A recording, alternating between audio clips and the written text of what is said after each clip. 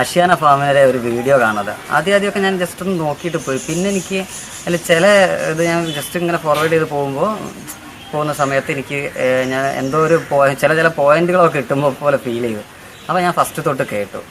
അപ്പോൾ ഈ വീഡിയോ കാണുമ്പോൾ എല്ലാവരും ഈ ആഷിയാന ഫാം കസ്റ്റമേഴ്സിനോട് കുറച്ച് മര്യാദ മാന്യമായ രീതിയിലുള്ളൊരു പെരുമാറ്റവും കാര്യങ്ങളും മാക്സിമം സഹകരണമൊക്കെ കാണുന്നുണ്ട് അതിൽ.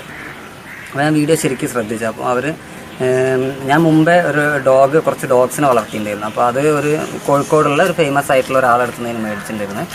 ഡോഗ്സിനെ വാങ്ങുമ്പോൾ ഉള്ള ആ ഒരു നമ്മളോട് കാണിക്കുന്ന ആ ഒരു ഇതൊന്നും പിന്നെ ഒരു ഡോഗ്സിനൊരു അസുഖം വരുമ്പോഴോ അല്ലെങ്കിൽ എന്തെങ്കിലും ഒരു പ്രശ്നം വരും നമ്മൾ കോൾ ചെയ്യുമ്പോഴോ ഒക്കെ എടുക്കാൻ വരെ ബുദ്ധിമുട്ട്, കോൾ അറ്റൻഡ് ചെയ്യാൻ ബുദ്ധിമുട്ട്, അതുപോലെ കുറച്ച് റഫായിട്ടുള്ള പെരുമാറ്റം അങ്ങനെയൊക്കെ കണ്ട് അപ്പം നമുക്ക് അറിയാത്തൊരു ഫീൽഡിലേക്ക് ഇറങ്ങി ചെന്നപ്പോൾ അറിയുന്ന ആൾക്കാരുടെ ഭാഗത്തുനിന്നൊരു സഹകരണം കിട്ടാതെ വന്നതുകൊണ്ട് ഒക്കെ ആയപ്പോൾ എനിക്ക് ഓട്ടോമാറ്റിക്കായിട്ട് ആ ഫീൽഡിനോടൊരു ചടപ്പ് തോന്നുകയും ഞാൻ ആ ഫീൽഡിൽ നിന്ന് മെല്ലെ മാറുകയും ചെയ്തു. ഇപ്പോൾ ഒരു വാച്ചിങ് ഡോഗ് എന്നുള്ള കണ്ടീഷനിൽ ഒരു ഡോഗിനെ മാത്രം വളർത്തുന്നു.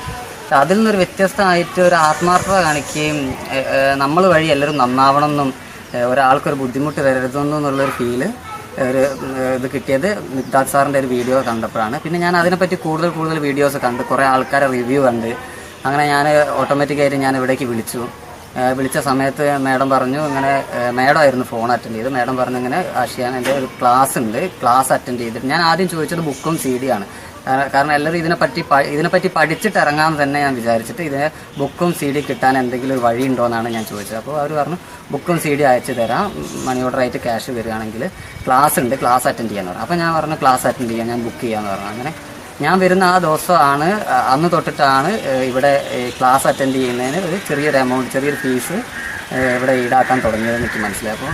അപ്പോൾ അതുവരെ സൗജന്യമായിട്ട് ചെയ്തു കൊടുത്തതാണ്. അപ്പോൾ അതുവരെ എല്ലാവരും ഈ ആഷിയാനെന്ന് പോകുന്ന എല്ലാവരും നല്ല രീതിയിൽ പോകണം, കസ്റ്റമേഴ്സ് എല്ലാവരും ആഷിയാൻ്റെ കൂടെ തന്നെ വേണം എന്നുള്ളൊരിത് സാറിൻ്റെ ഫാമിലിക്കും നിർബന്ധമുള്ളതുകൊണ്ട് അവർ ആ രീതിയിൽ കൊണ്ടുപോകുന്നെന്ന് എനിക്ക് മനസ്സിലായി. അങ്ങനെ ഞാൻ വന്ന് ക്ലാസ് അറ്റൻഡ് ചെയ്ത് സാറ് ഫുള്ള് നെഗറ്റീവായിട്ടുള്ള കാര്യങ്ങൾ മുഴുവൻ പറഞ്ഞു, മാക്സിമം ഡീമോട്ടിവേറ്റ് ചെയ്യാന്നുള്ളൊരു കണ്ടീഷനിൽ സാറ് പറഞ്ഞെങ്കിലും ഞാൻ സാർ അത് പറയുമ്പോഴൊക്കെ ഞാൻ മിണ്ടാതെ എല്ലാം ഞാൻ കേട്ടു.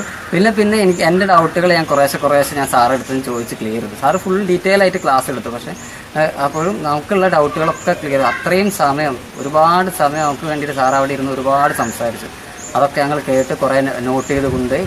പിന്നെ സാറ് പറഞ്ഞ ആ ബുക്ക് കൊണ്ടുപോയി പഠിച്ചിട്ട് സാറ് ഞങ്ങൾ തിരിച്ച് വരുമ്പോൾ പഠിച്ചതിന് ശേഷം വന്നാൽ മതി എന്ന് പറഞ്ഞു. എത്രയാണെങ്കിലും പഠിച്ചതിന് ശേഷം വന്നാൽ മതി. അപ്പോൾ ഞാൻ എൻ്റെ ഇത് വെച്ചിട്ട് ഞാൻ അന്ന് തൊട്ട് ഇരുന്ന് പഠിക്കുന്ന ചെറിയ ബുക്കാണ്, പക്ഷെ ടെൻഷൻ കൂടുതൽ. ഇത് എങ്ങനെയെങ്കിലും ഇത് കയ്യിലാക്കണം എന്നുള്ളൊരു ഫീലായിരുന്നു. അപ്പോൾ ടെൻഷൻ കൂടുതൽ. അപ്പോൾ ഞാൻ സ്കൂളിൽ പീരീഡ് ഫ്രീ ഉള്ളപ്പോൾ, ഞാനൊരു അധ്യാപകനാണ്, കായിക അധ്യാപകനാണ്. അപ്പോൾ ചില പീരീഡ് ഫ്രീ ഉള്ളപ്പോൾ ഞാൻ ഇരുന്ന് വായിക്കാൻ തുടങ്ങി. അപ്പോൾ ടീച്ചേഴ്സ് സാറുമാരൊക്കെ ഷെജിന് ഇരുന്ന് പഠിക്കുന്നുണ്ടല്ലോ എന്നുള്ള ഒരു കണ്ടീഷനിൽ പറയാൻ തുടങ്ങി. ഞാനിരുന്ന് പഠിച്ചതിന് ശേഷം 3 ആഴ്ച കഴിഞ്ഞിട്ടാണ് ഞാൻ സാറെടുത്ത് വന്നത്. അപ്പോൾ സാറ് ചില കാര്യങ്ങളൊക്കെ ചോദിച്ചു, അതിനുള്ള മറുപടിയൊക്കെ കൊടുത്തു. അങ്ങനെ സാറെടുത്ത് ഞാനൊരു 3 യൂണിറ്റ് ബുക്ക് ചെയ്യണമെന്നാണ് വിചാരിച്ചിട്ടുണ്ടായിരുന്നു. അപ്പോൾ സാറ് പറഞ്ഞു 2 കൊണ്ടുപോയിട്ട് പഠിക്കുകയെന്ന് പറഞ്ഞു. അപ്പോൾ സാറ് ഒരു അനുഭവമുള്ള ഒരാൾ അങ്ങനെ പറയുമ്പോൾ 2 കൊണ്ടുപോയിട്ട് പഠിച്ചിട്ട് തന്നെ മതി ഇനിയെന്ന് ഞാനും വിചാരിച്ചു. അങ്ങനെ ഞാൻ 2 കൊണ്ടുപോയിട്ട് പഠിക്കാൻ തീരുമാനിച്ച് ബുക്ക് ചെയ്തിട്ട് കുറച്ചായി. അതിന് ശേഷം ലോഡ് വന്നപ്പോൾ സാറ് എന്നെ വിളിച്ചിട്ടുണ്ടായിരുന്നു. ഓരോ ടൈമിലും ഞാൻ കോൺടാക്ട് ചെയ്തുകൊണ്ടിരുന്നു. ഞാൻ ഫാമിൻ്റെ തറ കെട്ടുന്ന സമയം തൊട്ട് ഞാൻ വിളിച്ചുകൊണ്ടിരുന്നു. പിന്നെ വാട്സപ്പ് ഉണ്ടെന്ന് പറഞ്ഞപ്പോൾ ഞാൻ വാട്സപ്പിൽ മെസ്സേജ് അയക്കും. സാർ എപ്പോഴാണെങ്കിലും റിപ്ലൈ തരും. അതിനനുസരിച്ചാണ് ഇപ്പോൾ ഞാനൊരു ഷെഡ് ഉണ്ടാക്കിയത്.